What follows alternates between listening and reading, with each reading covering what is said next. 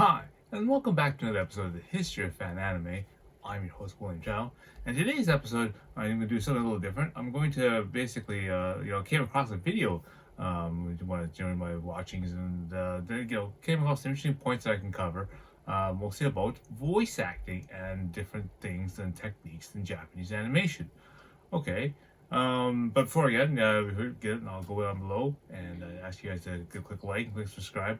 I'm glad that most of the people that are watching this video right now are subscribed. But if you're one of the person, one of these people that have recently come on, and I hope I've done showing you enough that you would please hit subscribe, and also don't forget to hit the notification bell, because whenever I put the new videos out,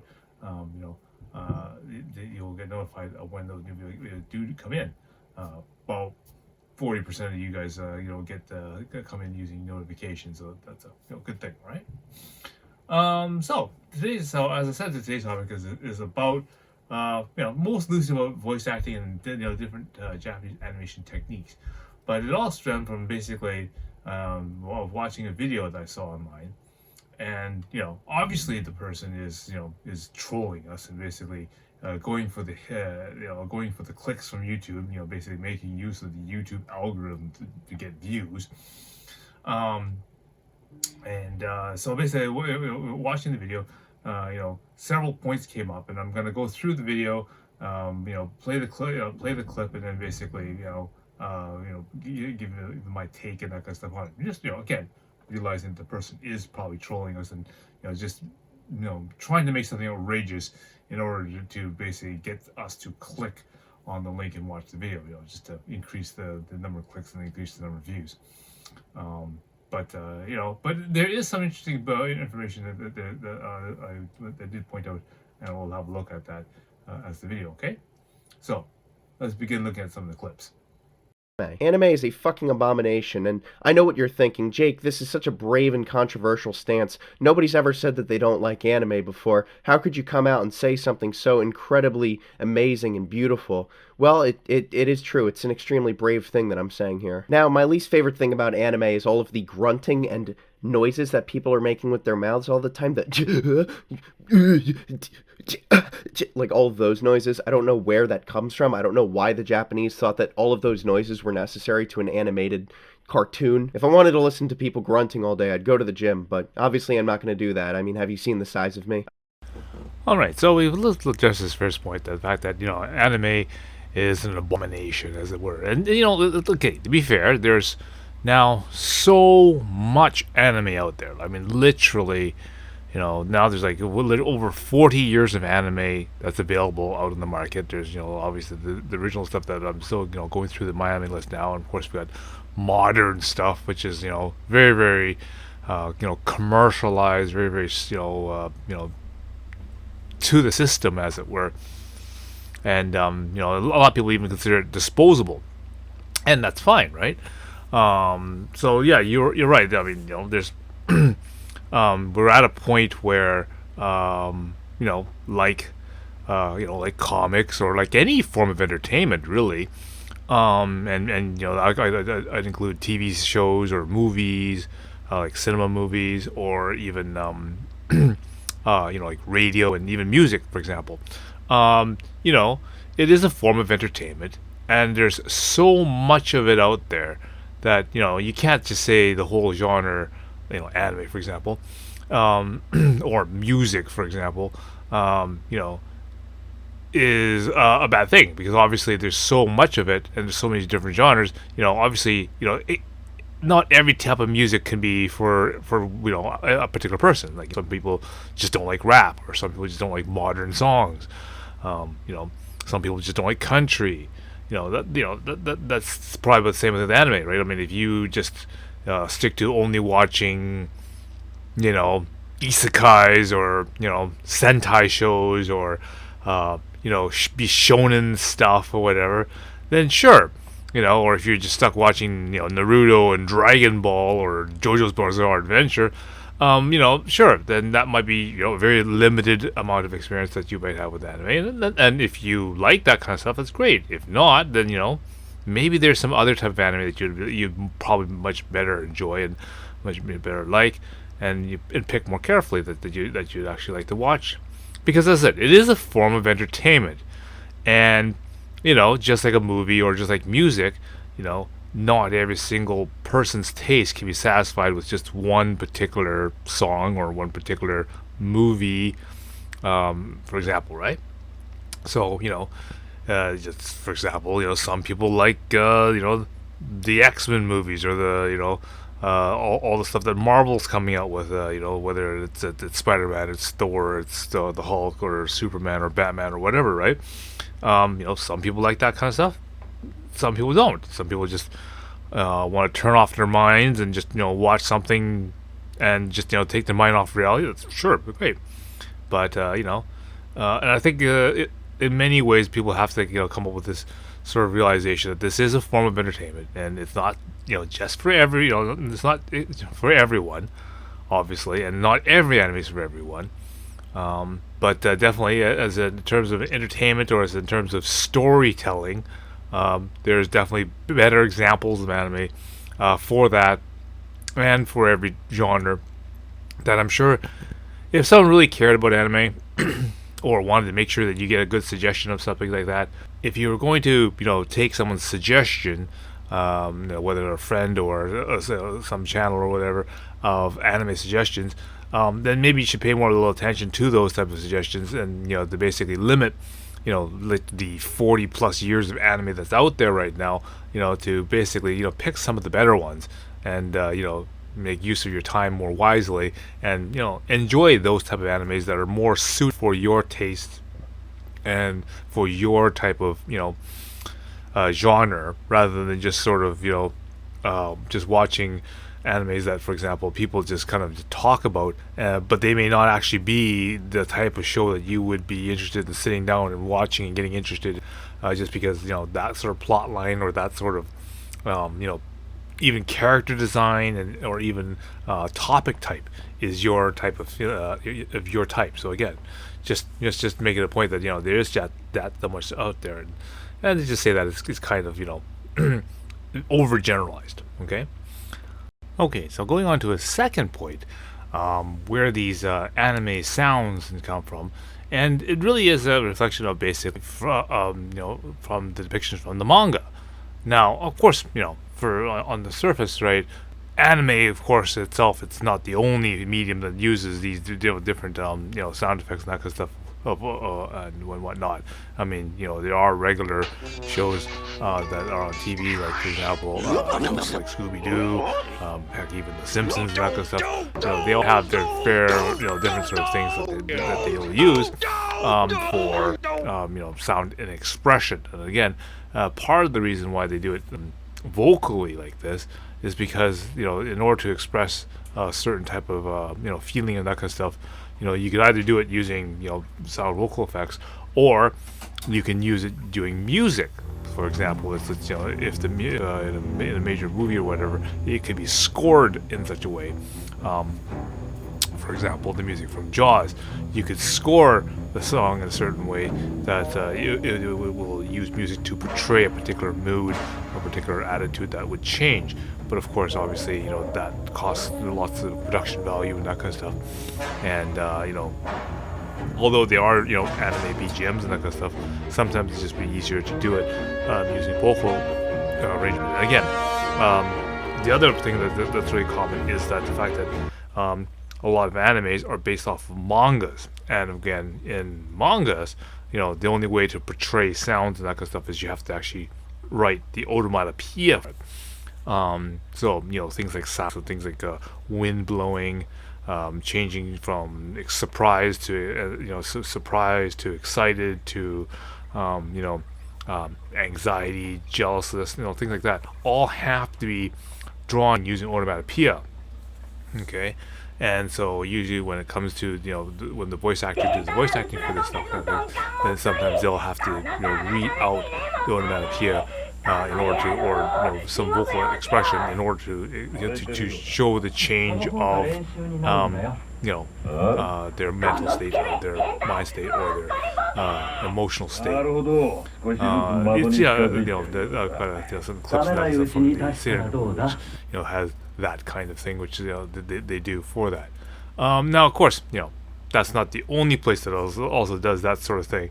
I mean, if you take a look at the old, the old, Adam was Batman and that kind of stuff. They did also the same thing. They literally had to place the sound effects just like they were in the comics, on the screen for you, so that's the homage to that.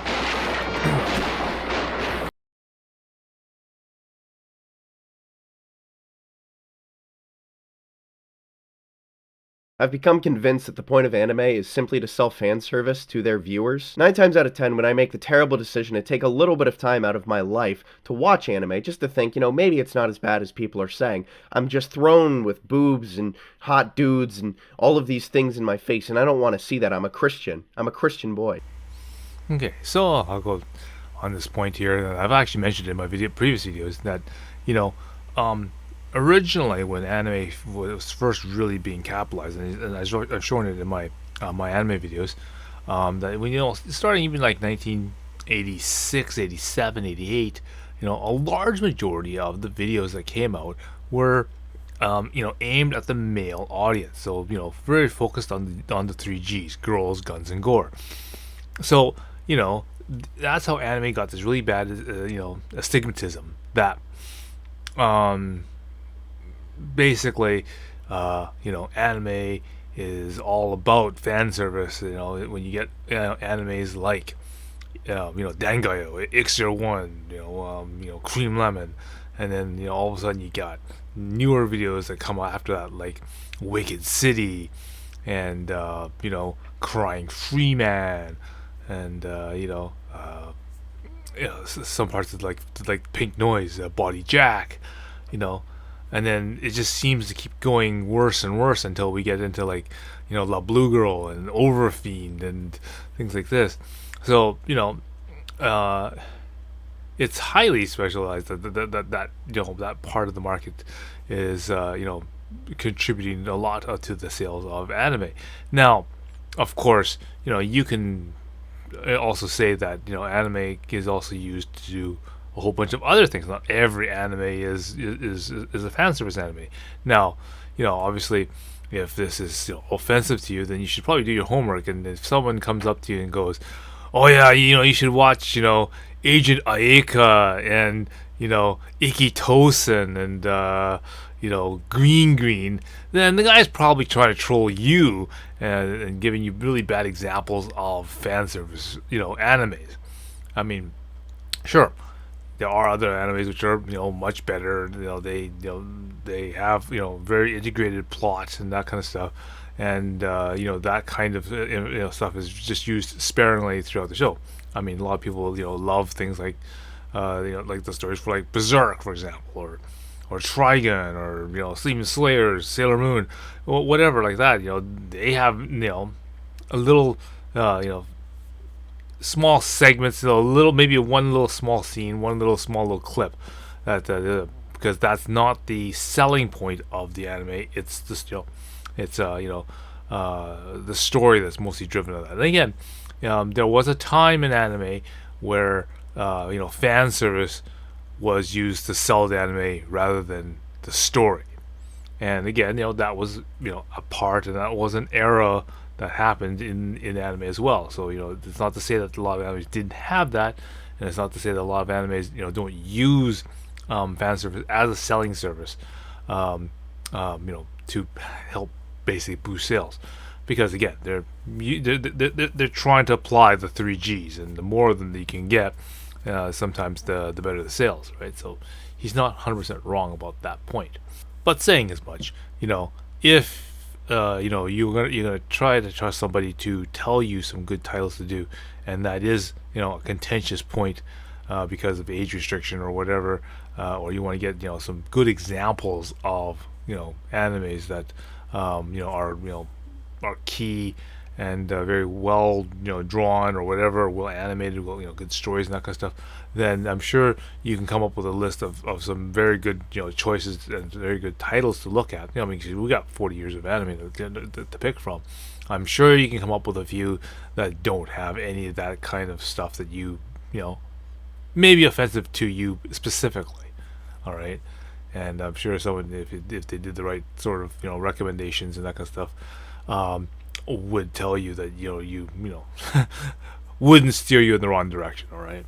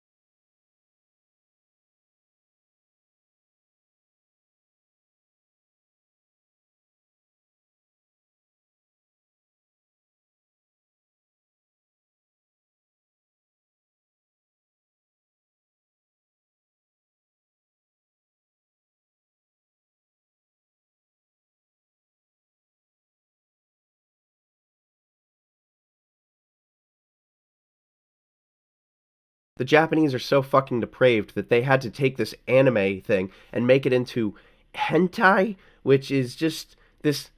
It's grotesque. That being said, tentacle porn is kind of interesting just for a like academic purposes, just to study, to study. All right. So the usual, excuse to use, uh, you know, hentai or porn for educational purposes, of course. But he makes an interesting point. He realizes that uh, the Japanese weren't actually the first to quote break the unwritten rule that basic animations, are not just reserved for cartoons. I have again mentioned in the previous episode that I don't know who made this rule or made this, unwritten rule that if you make an animated feature, you're not allowed to make it about adult content or whatever. You know, True it is that at this time most of their Saturday morning cartoons, are designed for kids and that kind of stuff. But do make a reference that the Heavy Metal movie was made in 1981, made by Paramount Pictures. Okay, and this is of course long before all the the Japanese hentai came out in 86, 87, and so forth, and even the big wave of it, you know, in 89 and whatnot. Okay, so you know, just putting the blame on the right foot there. Okay. Now, I will also come out and admit that I was a fan of the Pokemon anime when I was a kid, but there was just the qualifying factor there. I was a kid. If you're 27 years old and you watch anime all day, you need to reevaluate your life because you're not getting any of that time back. When you realize how fucking awful that anime shit is in 10 years, you're gonna look back and wish, just fucking wish and hope upon hope that you had seen this video and come to your fucking senses. Now he makes an interesting point that yeah, I mean, if you've spent a lot, most of your day watching anime, then yeah, you should probably get out and do some other stuff, like get some exercise and actually meet and talk to other people, or do sociable things. But I'm thinking, reflecting back to it's just even thinking of what I did. I mean, I got interested in anime back in 1986, and the more I got into it, the more heavily I got into anime, and how much more money I spent on anime. Spent a lot of time, I mean, fan subbed over 1,000 episodes of anime. So of course, some of those things I had to watch. A typical episode I'd have to watch like 5 times, 6 times, whatever. Because I said like a typical half an hour episode would take me almost 5 hours to go through. So I mean, just going through, repeating certain lines and rewinding the video and doing that kind of stuff over and over again. Like let's 1,000 episodes, 1,000 movies. All the laserdiscs I bought, all the manga, and just all that stuff. I've got all the whole huge wall of CDs. A whole rack of laserdiscs. And all those anime magazines and that kind of stuff. I mean, I went from 1986 all the way to 2004 when I actually went out and got married and all that kind of stuff. When I started to slow down, so I'm thinking that's 18 years of my life, and if I'm thinking, would I've done anything differently? Would I want that take that time back? And I'd really safely say no, I wouldn't. I was I'm happy with the way I did, and I'm happy with the accomplishments that I've managed to do. I've seen anime grow from its grassroots all the way to what it is now. I'd have to say that during that time would be probably one of one of the best times, like like the golden era of anime was in there. So I mean, definitely some of the best titles, and some of the things, the key animes that are made at that time. I'd have to say that the base or the foundation of a lot of our modern animes and that kind of stuff are based in this golden era of anime. So even if you follow a lot of the newer shows and a lot of the, especially the remakes and that kind of stuff, they all came out of that era. So I'm really certain that a lot of the best anime, the best entertainment, the best stories and the best things like that all came from there. And also at the same time, it's not just sitting there watching anime. I mean, I've been out to a lot of things like conventions and that kind of stuff to meet actual people. I ran a store, which every day I interacted with customers and people, and most of my friends are all got from this from the anime store and all that kind of stuff too. So would I trade that experience? No, absolutely not. I would definitely, if I had to do the Back to the Future and all that stuff, and I had a chance to do it again, I would do it exactly the same way, if not even smarter, and maybe even longer. Definitely. I would not trade that for anything. Now, not only is anime a plague, but the people who watch it are. The anime leads to weeaboos. These people that just worship the Japanese as fucking deities. They think that the Japanese can do no wrong. You ever heard of the rape of Nanking? Yeah? Yeah, but that hit where it hurt. And again, he makes another point that, again, back in the early days of anime and that kind of stuff, the focus was always more about the anime and about the work as the anime itself. Now, in modern day, because the anime is so accessible, there's no sort of physical attachment or sort of a sentimental attachment or anything to the anime. It's just you watch anime, you literally dispose of it or delete it or just forget it, unlink it, and you're done, or just check mark it off a list and okay, you're done with it. And then the focus then becomes more towards the person, right? It's because again, we're in the me generation with social media and everything. It's all about how many hits you can get, how many clicks, how many likes, how many times can your video get viewed on TikTok, or how many views you get on or subscribers you get on YouTube, or how many likes or check marks you get on like Instagram or something like that. It's all about the me, right? And that again breeds these really strange, shall we say, obsessed new version of the otakus, right? Where it's personal content as opposed to again concentrating on the content that is the anime, right? The anime was the most important thing. Now it's no longer the anime just provides the image, the story, the background. It's still now it's shifting to the self promotion and that kind of stuff. And again, this is a new kind of anime fan, and again that's can cause some sort of division, if you will, in the anime community. Okay, so again, this is I know this is sort of when the person made the video, he made it in fun, and obviously he made it with the intent to get some clicks and stuff. So let's take that as a compliment. But again, it's a perfect opportunity to basically point out and learn different things about techniques and different things about Japanese animation and its history that incorporates a lot of the things that we see in the videos, right? Anyway. There's a lot more videos coming up.